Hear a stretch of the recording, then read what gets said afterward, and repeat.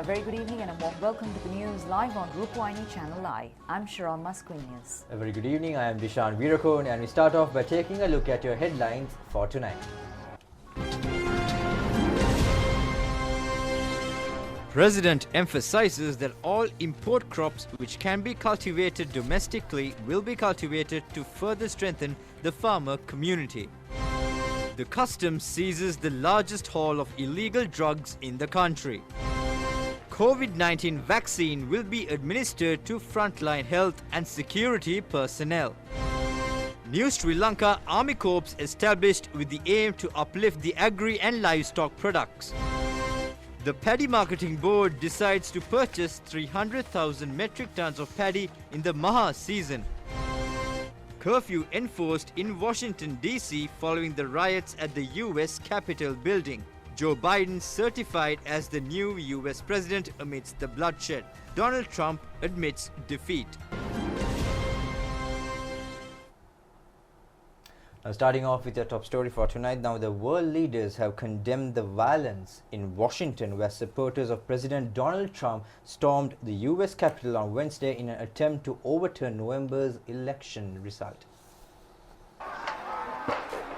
World leaders, including US allies, have been quick to express their shock and dismay at the scenes of chaos in Washington after the Capitol building was stormed on Wednesday by rioters supporting President Donald Trump. Prime ministers and presidents from around the world have called on Trump and his supporters to respect the result of the November election. I just wanted to express our friendship and our faith in the United States. French President Emmanuel Macron posted a video saying what happened is not American. We believe in the strength of American democracy. While UK Prime Minister Boris Johnson called the violence a disgrace. Elsewhere in Latin America, the leaders of Argentina and Chile took to Twitter to condemn the scenes in Washington. While Venezuela, a country with a recent history of unrest, said it hoped the US could open a new path towards stability and social justice. In Asia, India's Prime Minister Narendra Modi, who's forged a good relationship with Trump, tweeted that he was distressed by the scenes and called for an orderly and peaceful transfer of power. Meanwhile, Russia's deputy UN ambassador, Dmitry Polansky, appeared to revel in what was going on. He tweeted, "Quite maiden-style pictures are coming from DC," in reference to the 2014 protests in Ukraine that toppled the Russian-backed president, Viktor Yanukovych. Now, the US Congress has certified Joe Biden's victory in the presidential election hours after Trump supporters stormed the building in an attack that saw 4 people die. Lawmakers resumed the session after police managed to remove the mob which had been encouraged by President Donald Trump in a bid to overturn his defeat. The certification clears the way for Biden to be sworn in on the 20th of January. In response, Trump finally pledged an orderly transition of power. Joseph R. Biden, Jr. of the state of Delaware has received 300... Just hours after hundreds of supporters of President Donald Trump stormed the U.S. Capitol, the shaken Congress has now certified Democrat Joe Biden's election victory. And the White House has released a statement in which Trump pledges an orderly transition when Biden is sworn in, although the statement also repeats the false claim that Trump won. Floor debate in Congress resumed, stretching into the early hours on Thursday after police secured the building. Both the House and Senate overwhelmingly rejected 2 objections to the vote tally for Arizona and Pennsylvania, certified that Biden received 306 votes to Trump's 232. 4 people are now known to have died during the chaos, according to police, 1 from gunshot wounds and 3 from medical emergencies. 52 people were arrested at the time. The outcome of this vote tally was never in doubt, but those who stormed the Capitol did force their way through security barricades, shattered windows, and scaled walls to fight their way in.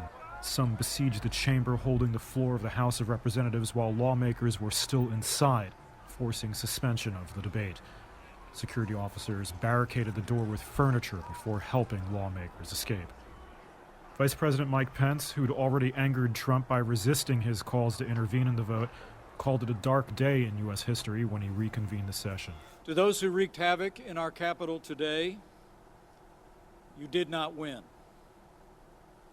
Violence never wins. Freedom wins.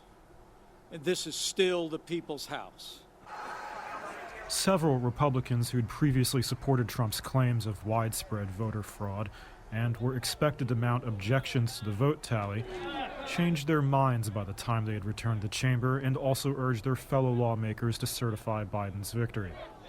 Republican Senator Kelly Loeffler was one of them after losing her re-election campaign in Georgia less than 24 hours earlier. That state has flipped the balance of power in Senate to the Democrats. The violence, the lawlessness, and siege of the halls of Congress are abhorrent and stand as a direct attack on the very institution my objection was intended to protect. Trump, who'd refused to concede to Biden, had urged his supporters on Wednesday morning to march in the Capitol and, quote, fight.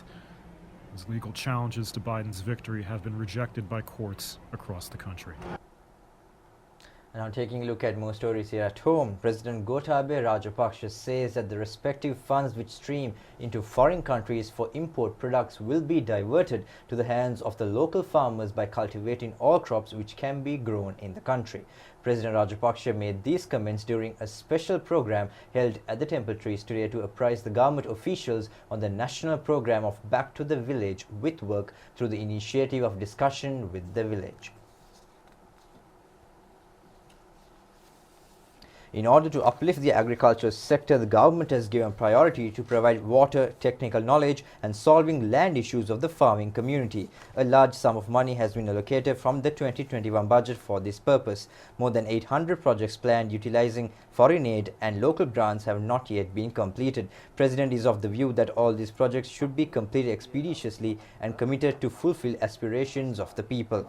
The President pointed out the need for a sustainable mechanism to uplift the living standards of rural population, which represents 75% of the total. The present generation is moving away from agricultural activities due to inherent problems and difficulties that had to be faced by the farming community. President Rajapaksa emphasized that officials should focus more on solving issues through methods such as ensuring higher prices for the harvest, technical knowledge, water management, local seed production, marketing and transportation facilities, and encourage farmers to engage in organic agriculture. It is important to use people-centered approaches in resolving issues prevailing in rural areas rather than strictly adhering to rules and regulations. Therefore, the President pointed out that it is the duty and responsibility of the officials to go to the villages and identify the problems faced by the people and work to find solutions for those issues, not confining themselves to respective offices.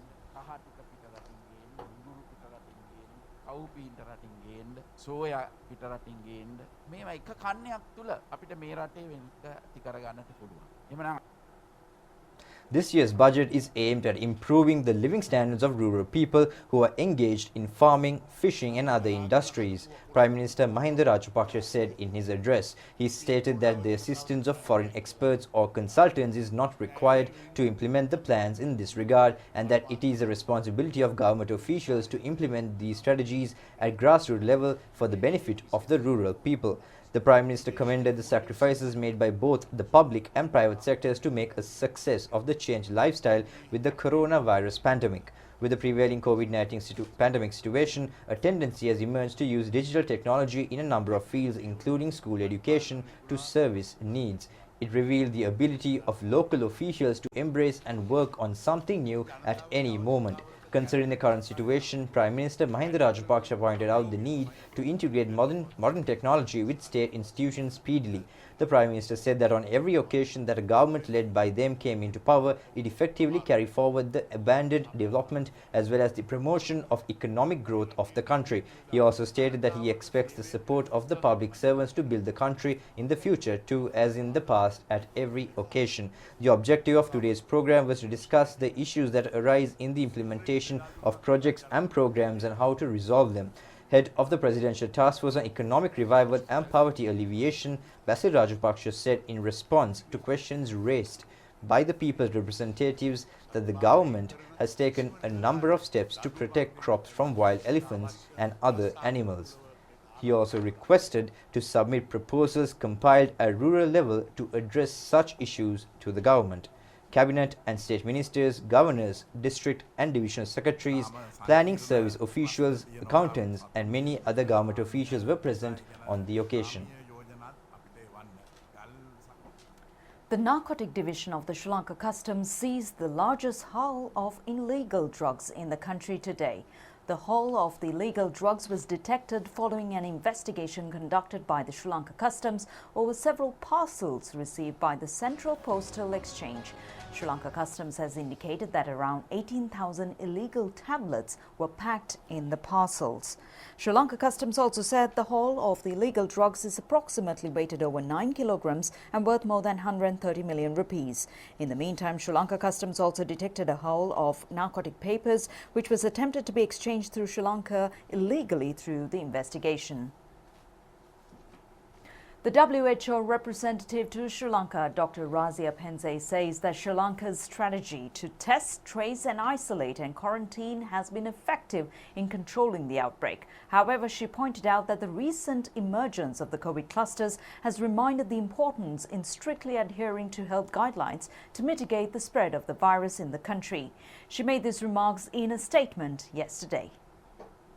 The recent news around vaccines has brought us hope, and we may be seeing a light at the end of the tunnel. But we need to remember that vaccines won't solve everything. They are an important tool that will help us end the pandemic. But as the COVID-19 crisis continues, we still need to take all necessary measures to prevent the virus from spreading and causing more deaths. We need to stay the course and do it all. That means continuing to practice physical distancing, wearing masks, washing our hands, increasing ventilation, avoiding crowds, and staying home if asked. Globally, more than 81 million cases have been reported, with over 1.8 million deaths. Sri Lanka's strategy to test, trace, isolate, and quarantine has been effective in controlling the spread of COVID-19, and the country has been able to keep the cases at a level that the system can manage. However, recent clusters serve as a reminder of how quickly the virus can spread.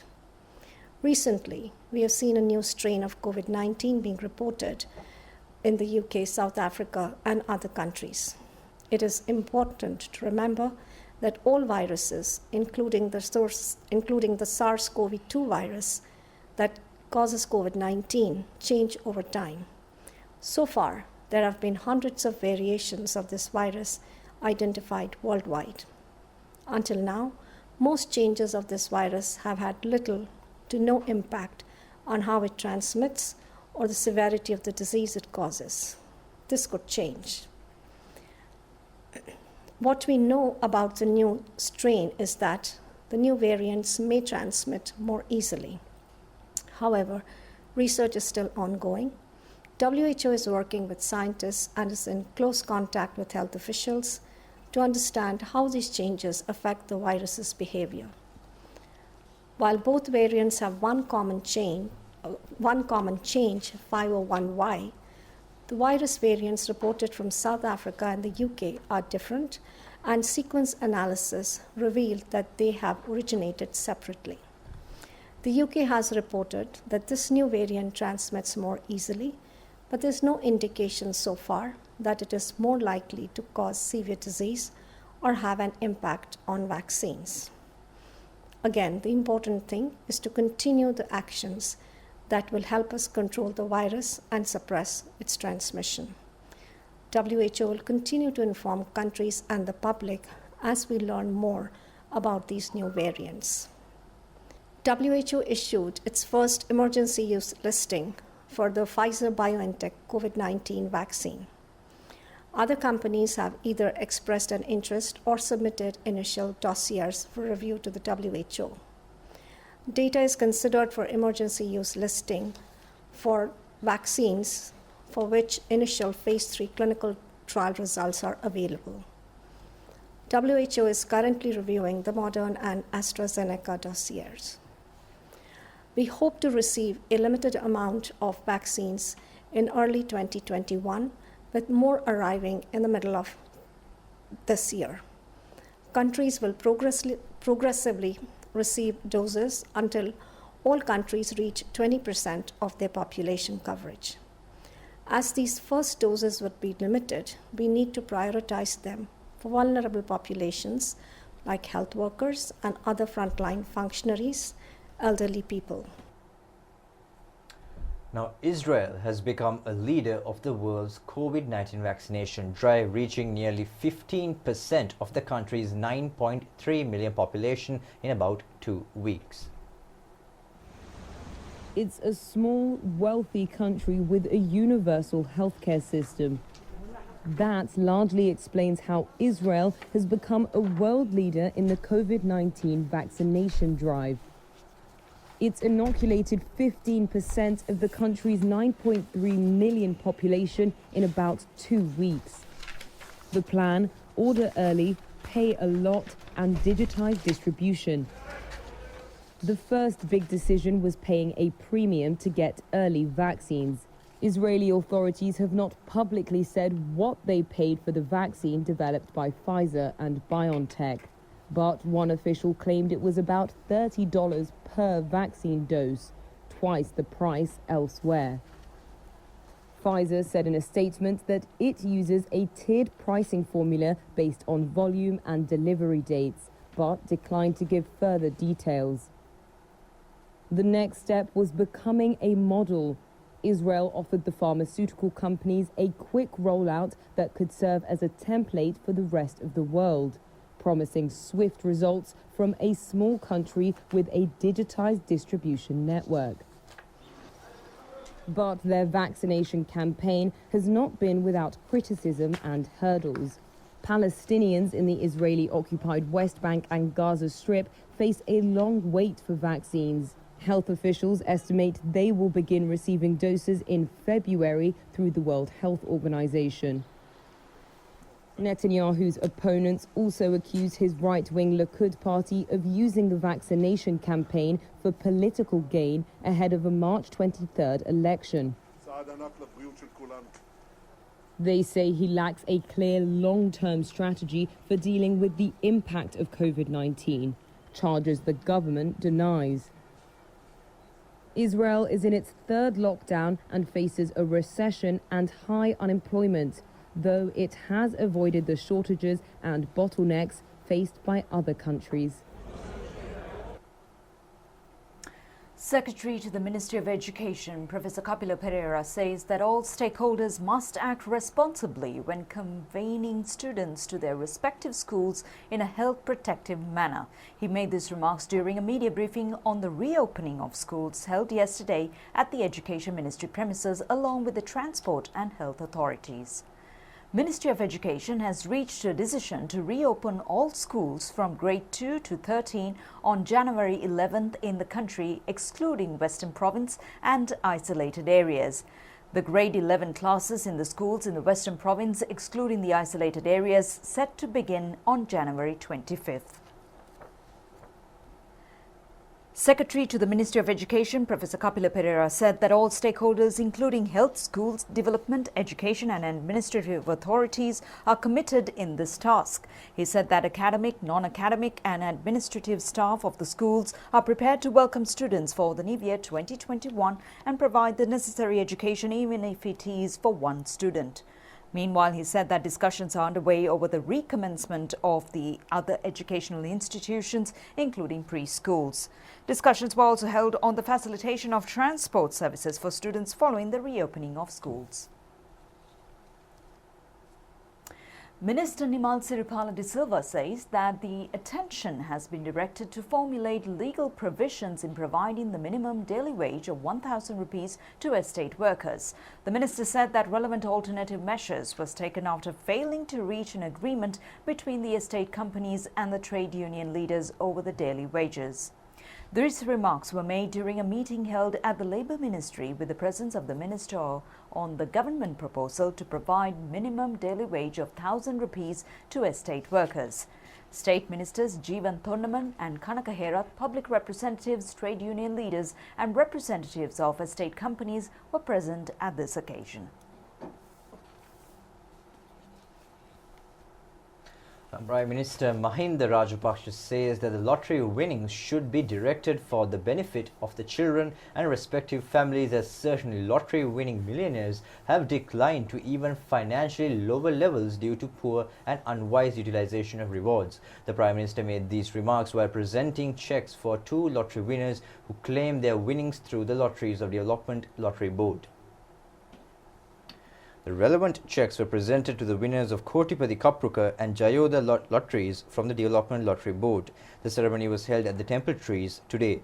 The relevant cheques were presented to the winner of 87,991,625 rupees worth reward from draw number 652 of Kotipati Kapruka and winner of 57,138,276 rupees worth reward from the draw number 1717 of Jayoda Lotteries. Chairman of the Development Lottery Board, Amita Gamage, was also present at this occasion. Sri Lanka Army officially raised its maiden call of the agriculture and livestock today. The formal raising orders for its establishment was signed by the Chief of the Defence Staff and Commander of the Sri Lanka Army General Shavendra Silva. The proceedings related to the inauguration of the new corps were held at the Sri Jayawardenepura Sri Lanka Army headquarters. The newly raised corps of the agriculture and livestock expects to strategically support the state sector initiatives at national level to establish agriculture resource centres, improvement to freshwater fish breeding, establishment of cold storing facilities and a tri-service agrarian research and development centre, while extending maximum support to further improvement of the agrarian sectors in both state and private sector initiatives. The progress report of the Corps of the Agriculture and Livestock of Sri Lanka Army was handed over to the Sri Lanka Army Commander at the ceremony. The Corps consists of a permanent squadron and 4 voluntary squadrons, while each squadron is consisted of 28 officers and 725 personnel. Major General Indrajit Kandanarachi has been bestowed with the responsibility to command the newly established Corps of Agriculture and Livestock.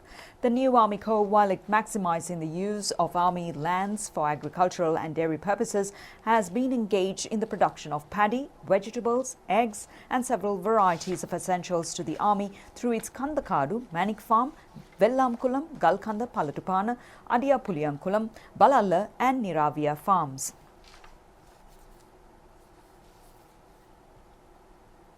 Taking a look at the COVID situation here at home, the number of COVID-19 recoveries in the country has increased up to 39,661. Another 638 COVID-19 recoveries were reported in the country today. The percentage of fully recovered COVID-19 patients in the country is at 85.29, taking the tally to 39,661. The percentage of active patients receiving treatment is at 14.24, with a tally at 6,623. Meanwhile, another 252 COVID-19 patients were identified in the island today. Among them, 201 COVID-infected persons were detected as close associates of the Palyagoda COVID cluster, while the remaining 54 patients have been identified as those connected to the prison cluster. 12,456 PCR tests were conducted yesterday. Accordingly, the total number of PCR tests up to now has reached 1,347,608. Meanwhile, National Plantation Industries Institute in Mora section of the Theresia Estate in Bogawantalawa has been converted into a COVID-19 treatment centre. This treatment centre consists of 138 beds. 553 individuals who were taken into custody for not wearing face masks in Western Province were directed to PCR and rapid antigen testing yesterday. Accordingly, 2 persons who had undergone rapid antigen testing have been identified as COVID-19 patients. Meanwhile, 64 persons attached to a factory in Walgaon Bandaragam have been directed to self-quarantine after detecting a COVID-19 patient in the factory, even though the public health inspectors had informed the patient's employers not to call the patient for service purposes following a PCR test. Recently, the factory had called the patient in for work. Accordingly, the health authorities have taken steps to temporarily close down the factory. 21 persons who had attended a religious ceremony held at a house in Kagol city without adhering to health guidelines have tested positive for COVID-19. Reports have indicated that the religious ceremony had been organized without informing the public health inspector in charge of the area. A total of 20 COVID-19 patients have been identified from Kanduruvela town in Polonnaruwa district since the 1st of this month. Accordingly, health authorities have taken steps to impose travel restrictions to the area. 90 persons employed in the shops in the town have been directed to quarantine. Now, a discussion was held at the Health Ministry premises today to convert Ratnapura Teaching Hospital into a COVID-free zone to safeguard health workers from the virus, to maintain health services while mitigating the spread of the virus, and over the development of the hospital. The meeting was held with the presence of Minister Pavitra Wanyarachi.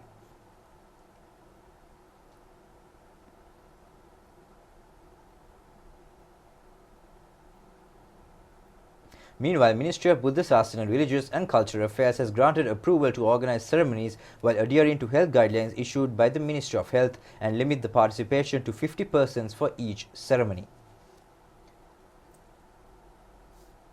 The ministry has further informed that all Buddhist, Hindu, Islamic and Catholic Dhamma schools, excluding Western Province and other isolated areas, will begin on January 17th. Another flight carrying a batch of Ukraine tourists arrived at the Mattala Rajapaksa International Airport this evening. The batch consisted of 183 tourists. Meanwhile, 202 tourists returned to Ukraine today from the same flight. Meanwhile, 3 COVID-19 related deaths were reported from the country today. The Director General of Health Services said that the deceased patients have been identified as residents from Mithirigala, Beruwala and Colombo 14. Sri Lanka Telecom has denied the statement made by the leader of the opposition in parliament, claiming that the company had spent 2 billion rupees on a recent brand name change and baseless and devoid of truth. The parliamentarian had further claimed that such funds should have been spent on the repatriation of Sri Lankans stranded overseas. Issuing a statement, SLT has clarified that a corporate entity, it cannot divert its money towards such activities as it violates corporate governance principles, financial protocols and shareholder interests, which the company believes the opposition leader is fully aware of. Sri Lanka Telecom and Mobitel have come together as a unified brand to focus jointly on providing outstanding products and services to Sri Lanka.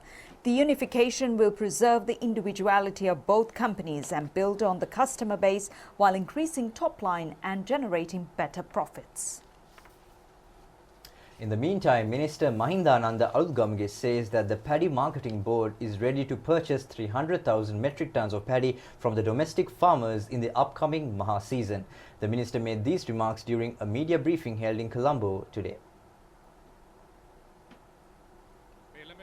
Minister Mahindananda Alutgamage said that the Paddy Marketing Board expects to purchase 300,000 metric tons of paddy from the domestic farmers in the upcoming Maha season.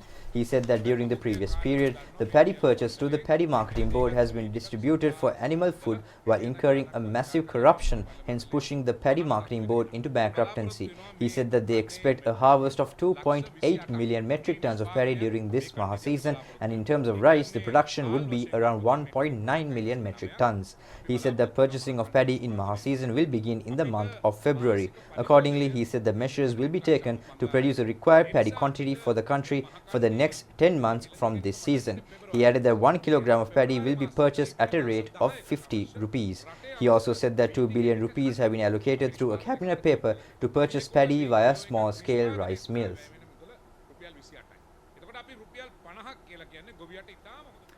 Moratuwa Municipal Council has initiated a program to discard non-perishable waste by combusting at a higher temperature. The program was initiated recently at the presence of the Mayor Saman Lal Fernando.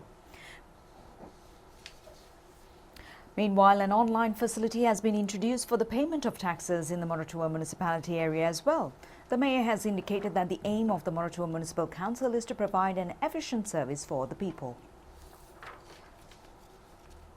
Now, the cremation ceremony of the Mahanayak of the Mahavihara Vanshika Shyamopali Mahanikaya and Mahanayak of the Uva chapter, Most Venerable Ambevara Panyasara Thera, is scheduled to take place on January 10th in Kapedipola. The late Thera passed away at the age of 95. The late Most Venerable Thera was the chief incumbent of the Buddha Loka Mahavihare in Suwarapola Pilyandala and Sri Subhadra Rame in Kapedipola, and also governed the Sri Somananda Cultural Centre in Kapedipola. The late Mahanayaka Thera was bestowed with the honorary title of Sri Sadharma Bar Tishvaracharya as well. Born on May 2nd, 1926 in Ambewala Kumbura Village 3 in Uva Province, late Most Venerable Ambewala Panyasara Thera entered into priesthood in 1937. Graduating from Vidyodaya Pirivan University, the late Most Venerable Thera became the first graduate to pass out from the Pirivan University in Uva Province. The remains of the late prelate is kept at the Buddha Loka Mahavihara in Suwarapola, Piliyandala. The remains are expected to be taken to Sri Subhadra Ramaya in Cap Petipola tomorrow.